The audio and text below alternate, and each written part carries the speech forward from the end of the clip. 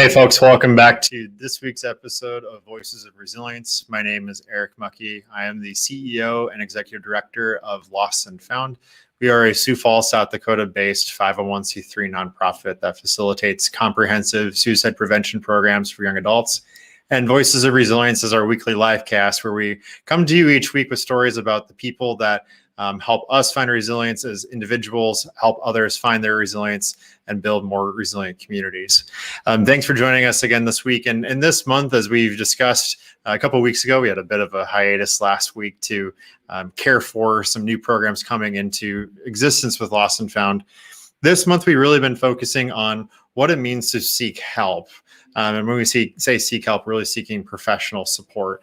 As a suicide prevention organization, we recognize that right now, the United States and our communities that we serve, so South Dakota, Minnesota, the region that surrounds it, are facing higher than usual suicide risk. And when we say suicide risk, we're not necessarily saying that more people are considering suicide or there's more necessarily deaths by suicide at this moment in time, but we see a higher range of depression, anxiety being reported both locally and around the country. And in a period coming out of a global pandemic or sort of finding our way out of a global pandemic, we're seeing that risk for suicide is infinitely higher. And unfortunately, that means that we need to understand more importantly, the ways that we can seek help for ourselves professionally, personally, and be able to find those resources in our community, especially counselors, therapists, psychiatrists, doctors, that can help us get the support that we need and be able to get the clinical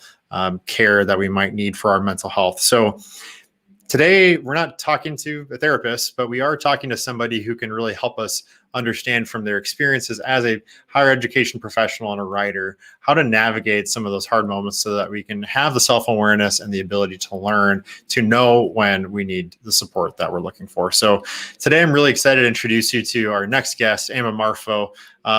She describes herself as a thoughtful yet incurably silly, independent higher education professional, writer, and editor based in Boston, Massachusetts. I have to say, those are probably some of the best adjectives I've ever seen used to describe oneself. So kudos to Amma. You can tell she's a fantastic writer. So she holds a bachelor's degree in communication studies from the University of Rhode Island and a master of education from the University of South Florida. Amma is an avid, prolific writer. She writes often for her own blog, which is called The Dedicated Amateur. We'll get more into that in a little bit. She's also a regular contributor to Wiley's Women in Higher Education newsletter, comedy criticism website, The Interrobang, and Crowd-Centric Social Media Week. She's also the author of 3 books. Amma is a public speaker. We're really excited to have her dynamism here today. She speaks frequently about leadership, group dynamics, creativity, and incorporating your values into work and larger goals. She's spoken on many university campuses and partnered with organizations that you might know of very well, HubSpot, Wayfair, Ovia Health, and General Assembly. And we're really excited to have her brand of creativity and belief in humor and finding the best ways to live and work best here today with us. So Amma, welcome to the show. Hi, Eric. Thank you so much for having me. Glad to have you. So every week we start off with talking about the many hats that we wear, and you wear many of them. Tell me a little bit about the hats that you wear. Oh, goodness. Well, I think the hat that I identify with most strongly is writer. I've been a writer ever since I was a kid, just like to write stories, write articles, since have written books, have ongoing writing assignments, have transferred that somewhat into the digital marketing space just to give it a little bit more utilization. But I'd say that's the primary hat that I wear. As you mentioned, I'm a public speaker. So for about 5.5 years, I've been speaking professionally at conferences, on college campuses, for companies and nonprofits. Albeit this is the longest I've done it from my bedroom or living room, but it is a changing way of interacting with people. So writer, speaker, digital marketer, occasional stand-up comic, all sorts of hats. Well, hopefully the stand-up comedy and the speaking will bring you back to people's offices as opposed to doing it from your living room soon. I sure hope so. I am curious. So how did you get to this career path of writing, speaking, comedy? We'll dig into that in a little bit, but tell me how you got here. So my professional background is in communications and education. And for the last maybe 4 or 5 years before I decided to work on my own, I was working on campuses with students on a fairly regular basis on leadership development, club and organization running, all of those sorts of things. And then I was starting to realize that the things that I liked most about those roles, which was teaching people how to do something that would have utility, not just while they were on campus, but further down their professional paths, was something I was resonating with a great deal. And there just wasn't enough of it in the job that I was doing. So as I started looking around, the other jobs that were available at the time didn't have enough of it either.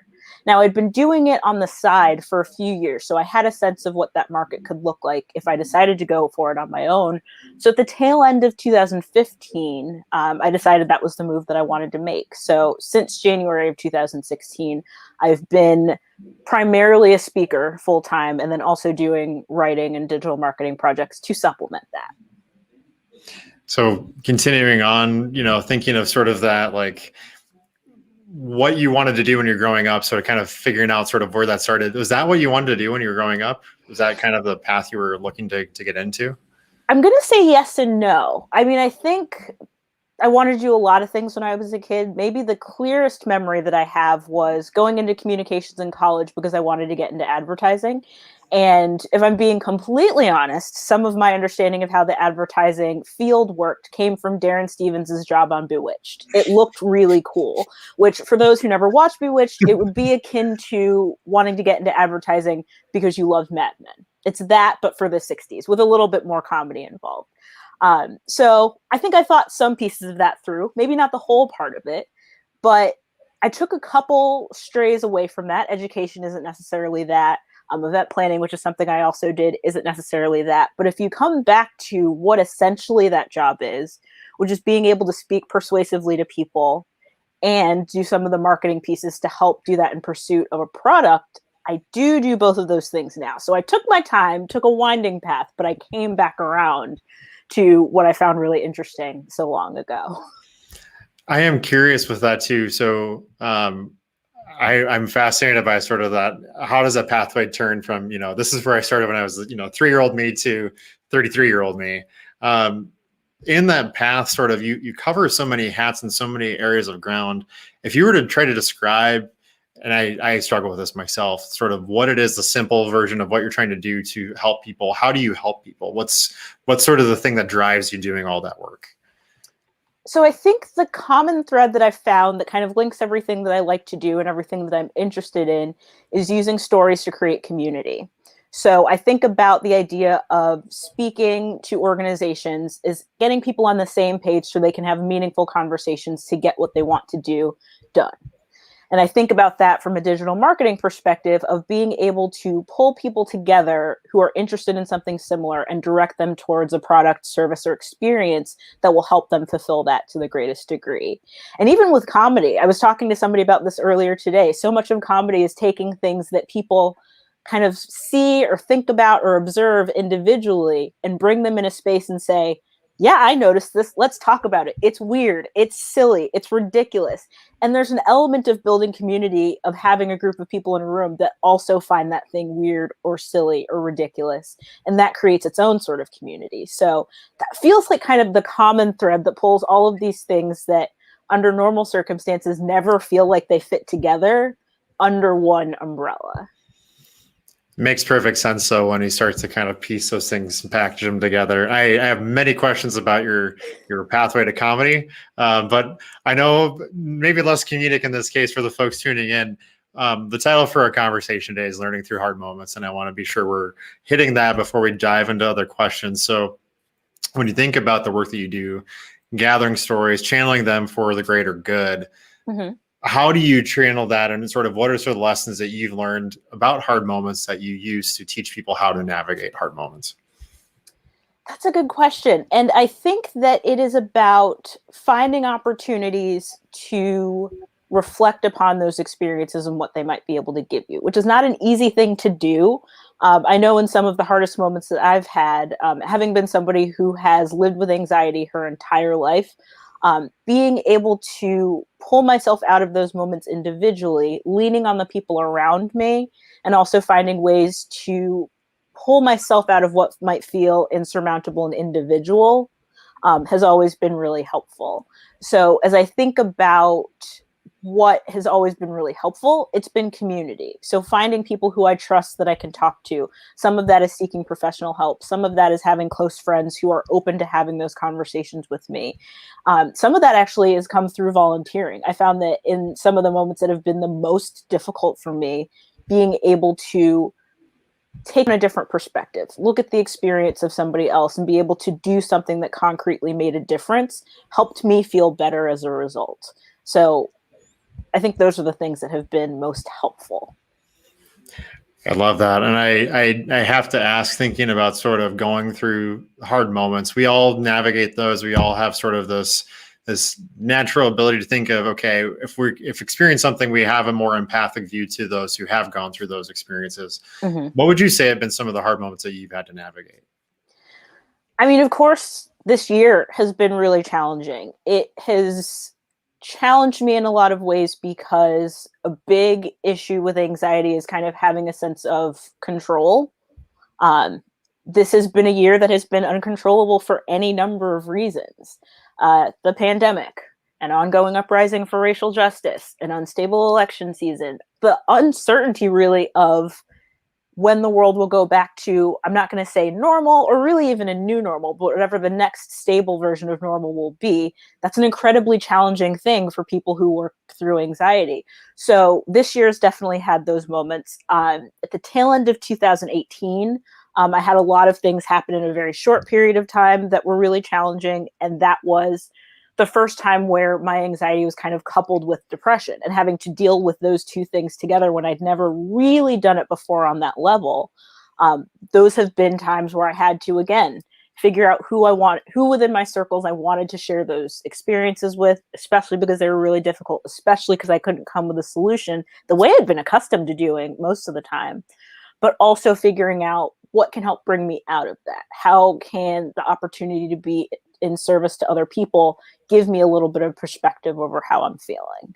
Sure. No, that makes perfect sense. And I have to ask, thinking and without diving too far into sort of the challenges themselves, how did you learn from those hard moments? What were sort of the takeaways or the steps that you took to navigate those and then be able to translate that to other people and share that with other people? Sure. I think that what I learned about myself is my instinct when I'm having a really hard time is to kind of close myself off and be very individual. I have a fairly easy time being alone as someone who's introverted and has done a lot of research on introversion and talked to people about it. It's not difficult for me to be by myself. But in those moments where I'm feeling really challenged, even though it's not the easiest thing to do, even though it's not the thing I might want to do, opening myself up to the influence and perspective of people around me has been the most helpful thing. And again, some of that has been through professional help and having a different perspective to the issues I'm working through. Some of that has been connecting with friends who are open to having those conversations. And then some of that has been kind of opening myself into the larger community and saying, I'm one person within an ecosystem of so many other people. What are they experiencing, and how can making an impact on that affect how I'm feeling? I love that, especially that sort of like, how do you get through sort of the interim period by being able to stay connected to the impact that I know I'm capable of creating, and kind of rebuild sort of that sense of like, hey, like I'm maybe not necessarily trying to build a sense of worthiness, because we're all inherently worthy, but just sort of getting in the mindset of like, hey, this is where we are. Yeah, and I think going back to that idea of maybe not feeling as though I have a whole lot of control over what's happening to me, being able to have some semblance of impact, hopefully a positive one, on a community level, it helps recalibrate some of those things. I want to talk a little bit more about that control, and specifically sort of the way that plays out and sort of the values that you create and you share on your website. For those who are tuning in and watching this recording long after we go through this, I do want to encourage you first and foremost to check out the website for Amma, so ammamarfo.com, and take a look at the work that she shared and get to know her a little bit better, know sort of this story that we're talking about, which is really ultimately what Amma brings to the table, is sort of how do we tell our story and translate that into the world that we live in. So one thing I want to check on, so on your website, you have a manifesto, 3 values: creativity, humor, energy. being a mental health organization, I know those things have direct ties into our mental health. I would love to hear from your perspective, sort of how do those values translate to maintaining good mental health? So I'm going to do it a little bit out of order, but hopefully they will build upon each other. So I'll start with energy. I think being able to understand how you interact with the world around you, what gives you energy, what takes it away, helps you put yourself into scenarios or operate within scenarios, maybe if you don't always have a choice, with the best version of yourself put forward. So that specifically for me has been within the context of temperament, introversion and extroversion, people who operate very differently in the world. So once you have a good understanding of where your energy comes from, you can kind of have a sense of this particular task I'm struggling with because it takes energy from me. Or I feel really good when I'm doing this thing because it gives me energy. It gives you an opportunity to place yourself in the place where you're most likely to be successful and impactful. And I feel like once you have a sense of that, creativity becomes something that you feel empowered to put in place. So not just participating within a system, but doing things and fulfilling traits that let you have an impact on the world by creating something useful and meaningful. And then I think humor is a really big piece of that because it gives you the opportunity to seek perspective on the things around you. So are you paying attention to the things around you? What feels a little bit silly, a little bit weird, or a little bit uncomfortable? And how can you, in general, move through the world with a little bit more lightness? So humor isn't necessarily, I'm funny, I can tell a joke, but it's dealing with the world and the things around you with a sense of lightness that lets you move through it in an enjoyable way. Sometimes we need a little bit more joy in our world. I'm curious. You're thinking of sort of maybe not the Marie Kondo version of what brings you joy, but it's not easy to learn in the middle of a hard time, and I appreciate you sharing sort of those three pillars, especially sort of this ability to find the energy and the humor in particular to say, here's how we navigate the here and now, and the creativity to think through. There's not just one solution to everything that we're navigating. When we're trying to learn through a hard time, how do you go about shifting into a learning mindset? Sometimes I can speak for myself. When I get upset or when I'm dealing with anxiety, I tend to shut down pretty quickly, and it's not very easy to get into a learning mindset. So love to hear your thoughts on that. Yeah, you're absolutely right. It isn't easy to get to that space of what can this experience teach me? And sometimes, frankly, it's not realistic to ask that of the moment that you're in. But I think being able to recognize that you are not just one individual, but again, part of a more communal experience who has the capacity to have impact on the world, being able to find ways to remind yourself of that. Maybe not keep it center of mind because frankly, we don't always have the capacity to do that, but being able to say, what can I do to remind myself of that? So maybe it is finding opportunities to volunteer. Maybe it is finding books that share a number of different perspectives, picking up something you may not have read or thought you were interested in, listening to a podcast from somebody who might feel a little bit different from you or have different experiences. Finding ways to find perspective in those moments, I think, can be helpful. I also think being easy on yourself and recognizing, like, if I am in the thick of something really deep down in it, it's okay if I don't learn something today. And giving yourself that permission can kind of give you a little bit of an opportunity to say, all right, when I'm feeling better or when I'm having a moment that is a better day than where I am right now, maybe that's the time that I can jump into something a little bit uplifting, a little bit challenging, a little bit different. So kind of being able to, again, honor the energy that you have on that particular day and not beating yourself up too much about it if you're not feeling particularly normal, which I think has been hugely instructive in a moment where we're just in ongoing uncertainty. Of course, you're not going to get the same amount of work done today as you would have this time 2 years ago. We're in wildly different circumstances for so many reasons. So I think not fighting that and just saying, you know what, here's where we are. And it's okay if this doesn't feel 100%.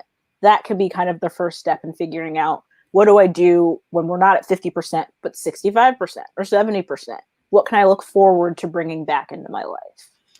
I love that perspective. How do you make sure, like, if you're telling yourself you're giving 100% to everything, you're really not being honest with yourself. Nope. I love that. No, thank you for sharing that. I know this year you've talked a little bit about the difficulty of the year that we've been through. I mean, you're talking about I mean, COVID-19, we can get into a whole other, 45-minute session just talking about how we're navigating COVID. But I'm thinking of all sort of the impacts and being an organization that does have pretty significant roots in Minnesota. I know we were very much watching the news this week and watching for the verdict that came out in the George Floyd murder. How have you been able to navigate the year, not just with COVID, but just trying to navigate a particularly difficult year for our communities of color? Just very difficult to try to navigate. How do we learn from this? It's been interesting to me because I think that some of the conversations that we've been having have been both very badly needed and long overdue, but also a little bit frustrating because having those conversations with people at some point has to turn into meaningful, concrete action, or else we're just talking around a problem that actively needs to be fixed. And we know that it actively needs to be fixed because it is showing itself in different parts of society every single day. I mean, going back to the idea of awaiting the verdict. Minutes before that verdict hit, there was another high-profile police shooting. So there's no opportunity for rest. There's no opportunity for rejuvenation.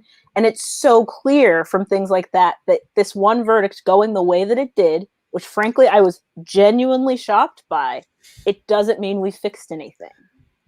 So having some of those ongoing conversations about how this is all going to work, I think a big part of it has been trying to resist the calls of like, well, when will this be fixed?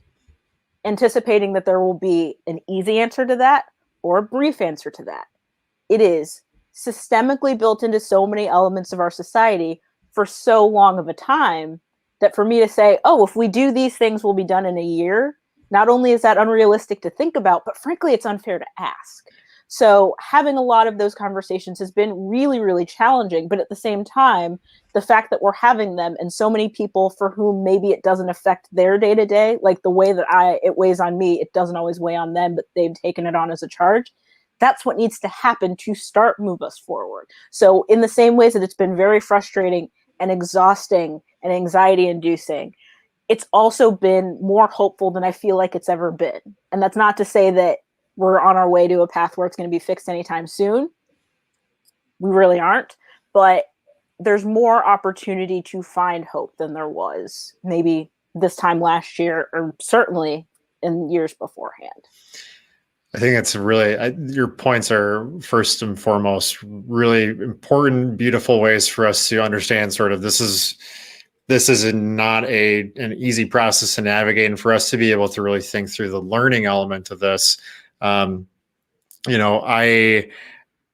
share the sort of the surprise that you had. I don't know that, I think a lot of folks were sort of held in this sense of anxiety of what's going to actually happen this time. I am curious, thinking about sort of the navigation where you're talking about, because you're 100% correct. We're talking about accountability versus necessarily justice in this case with the verdict. Mm-hmm. How do we deal with this when we know that change is needed? I mean, I'm obviously not a member of the Black community, but I'm watching this encounter for friends, for family, community members, and I know that we all have a responsibility to be a part of a solution. How do we get through the now while we're trying to get to that solution?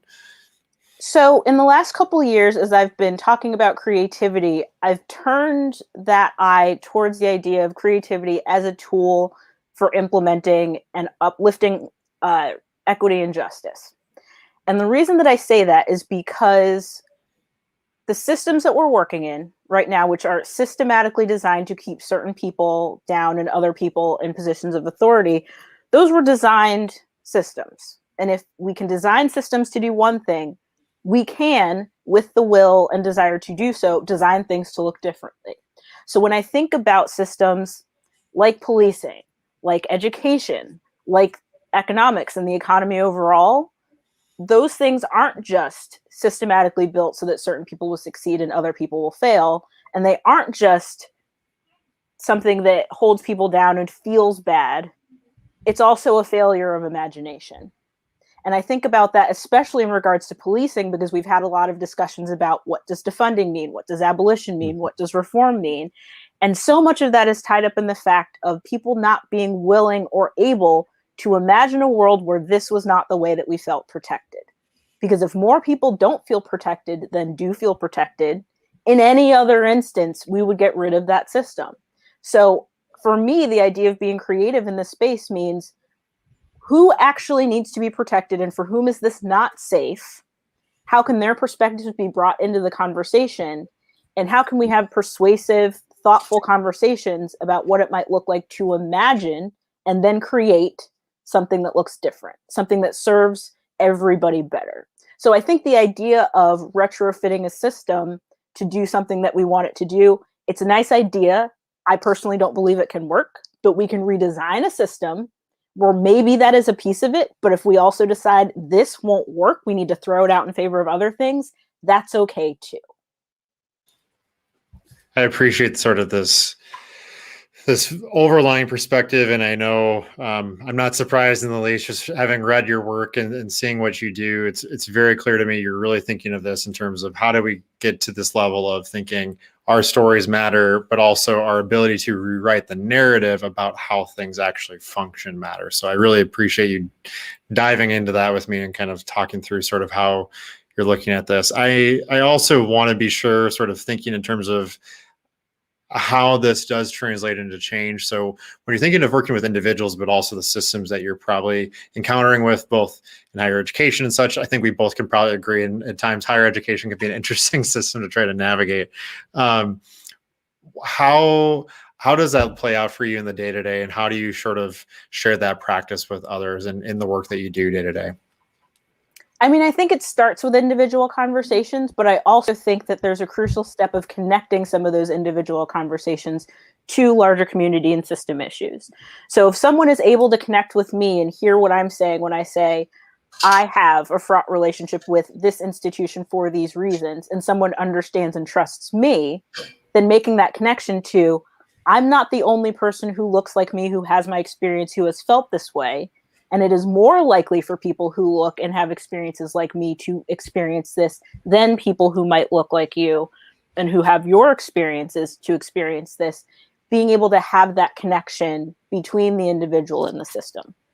And not everybody's willing to have those conversations, which I fully acknowledge. Some days I'm not willing to have those conversations. I don't have the energy for it. I don't have the patience for it. And no one ever really owes that explanation. But I think if we can find ways to have those experiences, not just seen as, well, it happened to this person and this person, but no one's responsible, that doesn't make a whole lot of sense. So how can you kind of make connections to those individual experiences as part of something systemic? And again, collectively reimagining what that might look like with reverence, with appreciation, with expertise granted to those who are having the biggest issues with it. So as you're trying to reform things, as you're trying to redesign things, who needs to be at the forefront of those conversations, and how can you get them there? Why aren't they in the space that you're in, and what can you do to authentically, meaningfully bring them in? Not just like, well, that person's not here, bring them in, but knowing that the conversation has to start with them. Fantastic perspective, Emma. And I want to add into this too, sort of, you made a really critical point that I think most people might forget, especially when it comes to discussions about not just what we're navigating with COVID, obviously, but I'm thinking even more importantly, talking about issues of racial injustice, like what we've experienced this past, or that conversations have been brought up in this past year, even more so than usual. The level of exhaustion, the sensation, the frustration of how do I make sure that I'm getting the care that I need, and certainly I think we're all in this pattern. I think generally we probably both agree that humans generally are trying to do the right things most of the time. Sometimes we have to deal with systems or navigate systems that lead us to do other things. But I am curious, when you think about learning through the hard moments, but also trying to figure out a way to, bring in that self-care, because we know that learning isn't always possible. What are the best tips or ideas or thoughts that we should all kind of go away with today from your perspective on how to find that balance, sort of when it's important to engage in a learning environment, have the conversation, and when it's not to? Some of that really goes back to monitoring your energy, right? So as an example, as things were coming in around the verdict, for me in the moment that it was happening, I was not really ready to deal with it. So I didn't force myself to. I got up, I picked a podcast that had nothing to do with it and just took a wander around my neighborhood. And then as I came back, knowing that one way or another I was going to find out what the outcome was, kind of then gave myself the space to say, all right, if this goes one way, what will you need? If this goes another way, what will you need? And being really attentive to that. And putting up those boundaries for other people, maybe if I didn't want to engage with other people. Because inevitably, when things happen, people are like, well, how do you feel? And I don't feel like answering that question, not putting myself in the position where I feel like I need to, right? So being able to honor what you need, understand what you need, and then honor it. But then also kind of understanding that we were never really designed to be going nonstop.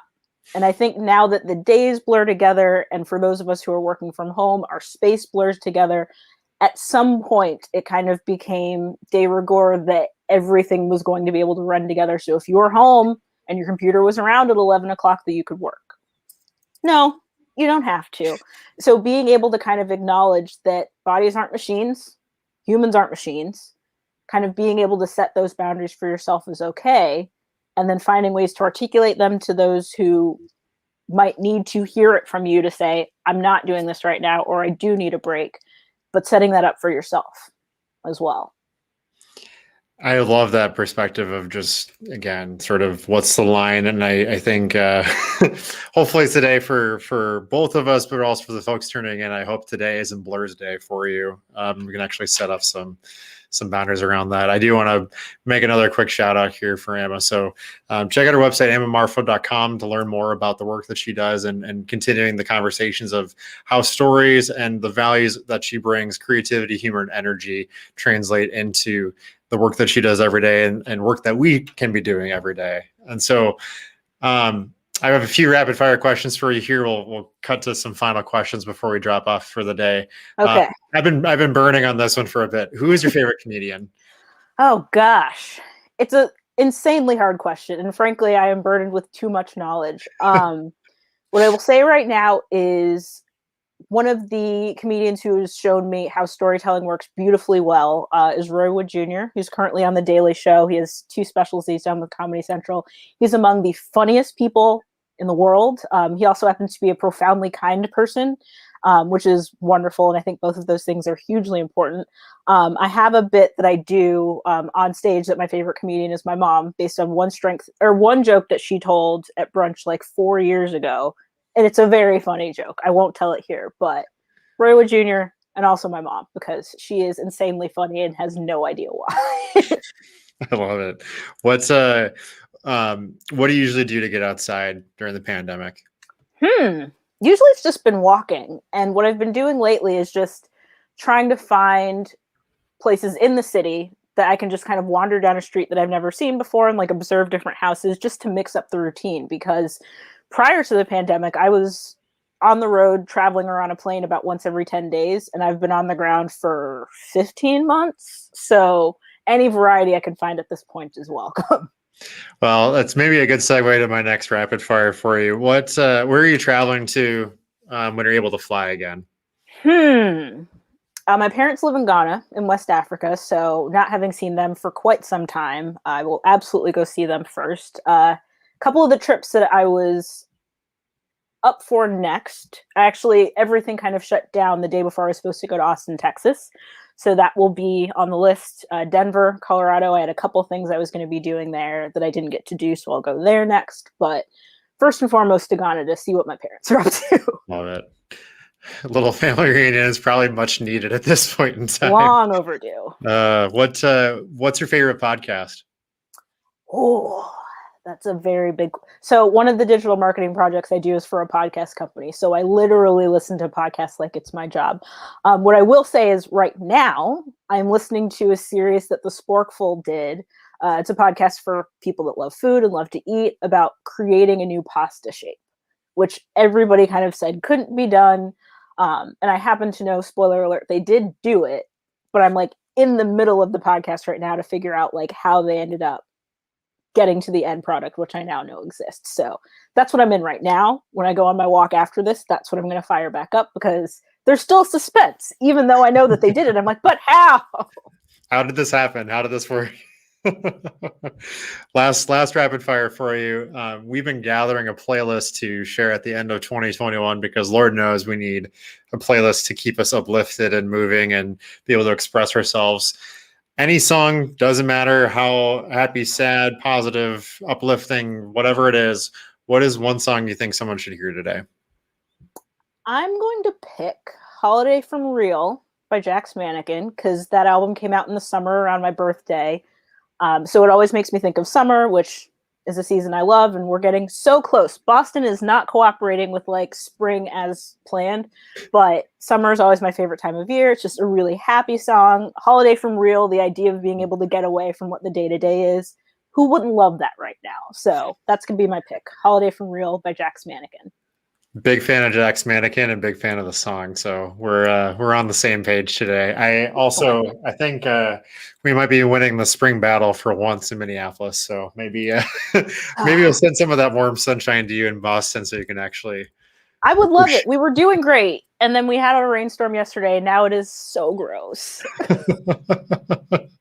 Well, I hope the grossness goes away soon. While we're kind of here yet, I've got a couple last questions for you just to kind of close out for the day. One is talking about resilience. So Lost and Found is an organization that focuses on building resilience for self. So helping ourselves find those coping skills, sort of what you're talking about in terms of creativity, humor, energy, self-awareness to be able to understand what we need, resilience for others, training for advocacy and providing support to each other, and then looking at systems. So creativity in workplaces, neighborhoods, health networks, legal systems, so on and so forth. So from your own experience, I think there's a lot of material you've already shared today about this, but how do you think we can really focus on building resilience in any of those areas, whether it's for ourselves, people around us, or in sort of the larger community? I think the advice that would connect through all of those things is taking the time and space to understand what you need. So on an individual level, being able to give yourself 5 minutes or 10 minutes per day, if that's all you can carve away, to think about, how did I feel today? When did I feel best? When did I feel worst? Who was around me? What was around me? What was I doing? And then finding ways to figure out what those common denominators are and put those things in your life more where you have the opportunity to do so. In groups, I think it's the same thing, especially if there are people for whom the experience isn't going well, and perhaps that is a systemic issue, figuring out as a group what needs to change so that everyone has an opportunity to operate where they feel their best as much as possible. And then in larger systems, again, it's the same version of that, is being able to look at, as a system, what needs to change, who can have their best version of themselves most often, who can't, and what needs to be changed to equalize those two things. So giving people the time and space to understand what they need and articulate it in a space where they're heard is helpful at all of those fronts. I love it. Starts with us, always. Always, always. No, I appreciate that, Emma. And my last question for you today before we drop off is, what's one thing in life you've learned, wish other people understood? What's sort of that one thing that you'd like people to know? I think how much of it we have to go through together. Because again, even if you're somebody who finds yourself to be shy or introverted, there are things that being in community with other people can give you. And I think the more opportunities we give people to commune with one another, with different perspectives, with different skills, with different experiences, generally speaking, we are better when we do that. So I think the thing that I would have people go through life with is, who do I want around me, and how can I have as many of those people around me as often as possible when you want them there, because sometimes you just want to be on your own, but how can I build a community for myself of good, thoughtful people who want to make me better, who want to make themselves better, and want to make the world better. Well, I can tell you've made our world a little bit better today, Emma. Thank you for jumping on here. I want to ask before we drop off, is there anything else you'd like people to hear today? Anything else you want to share before we drop? I think we've covered everything. Yeah, just find a way to go through the world with people who like you, and who want to make everything around them better. Well, we certainly like you. So thank you for joining us today. And I know we really appreciate having you on the show just to share how do we navigate these hard moments? Because we have plenty of them to navigate right now, and I know we could all use a few more lessons on how to deal. So thank you for sharing today, Emma. My pleasure. Thank you for having me. So, folks, there ends another episode of Voices of Resilience. This week, I really wanted to highlight a few things that Lost and Found is up to, and it's kind of the springtime. We're getting to a point where we're able to spend more time together in groups. And so one thing that we are mindful of is, of course, that we still are in the middle of a global pandemic.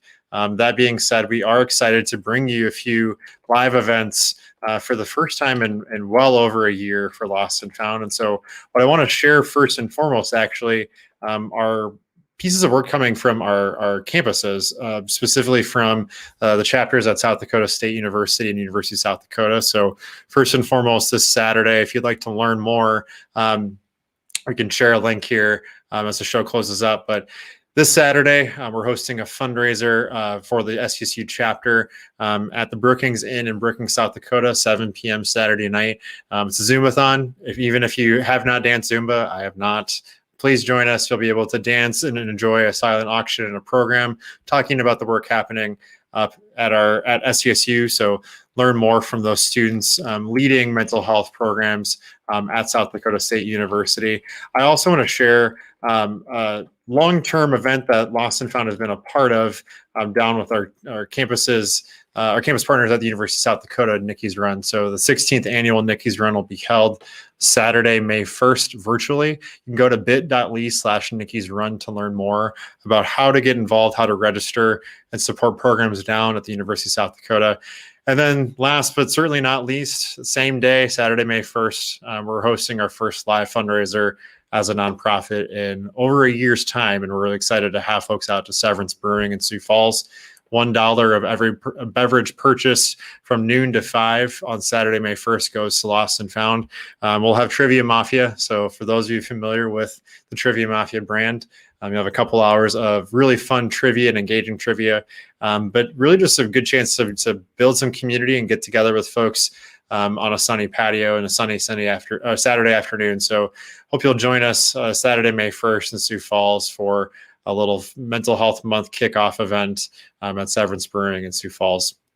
Folks, thanks for joining us again this week. And we'll return again next Thursday with a little bit more discussion on how we can seek help for ourselves professionally. But again, really appreciate you joining today. And I hope you take Emma's words quite seriously and quite literally. Think about the ways that you can laugh each day. Think about the energy you bring, and think about the ways we can sort of bring a sense of creativity to the daily work that we do, and also the systems that we envision when it comes to mental health. So again, thank you for joining us again today, and we're looking forward to having you here next week. You take care. We are compassionate. We are inclusive. We are responsive. And we are here.